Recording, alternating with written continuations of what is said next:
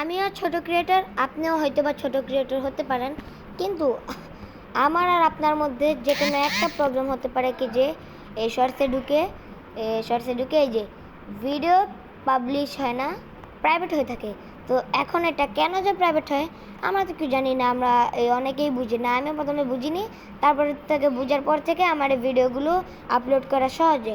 তো আপনারা first of all করবেন কি, ফার্স্ট অফ অল আপনার ক্যাপকাটে ঢুকে যাবেন, তারপর যেই ভিডিওকে এক্সপোর্ট করবেন ওটার ভিতর কোনটা করা যায় যে কোনো একটাই নিয়ে নেবেন, বা ভিডিও নিয়ে নেবেন। তারপর নিয়ে আপনার যেমন এটা ইয়ে করবো, আরে দূর এডিট জ্বালা থাকে পাচ্ছে না।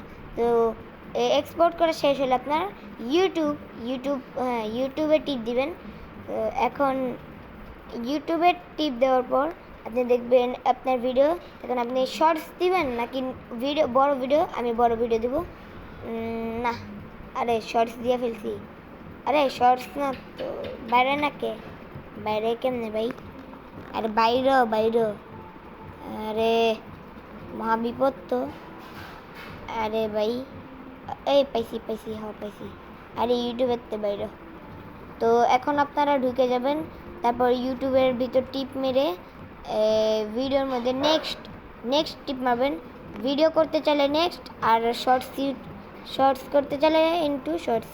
তো এখন আমি ভিডিও করছি, তো এখন এটা নে আপনার ভিজিবিলিটি অ্যাড ডেসক্রিপশনের নিচে থাকবে ভিজিবিলিটি। তো এখন এটা আমাদের টিপ মারবেন, আপনারা দেখবেন আপনাদের এটা পাবলিশ এই প্রাইভেট হয়ে আছে নাকি। এটা প্রাইভেট হয়ে থাকলে আপনার ভিডিও হবে না এই পাবলিশ।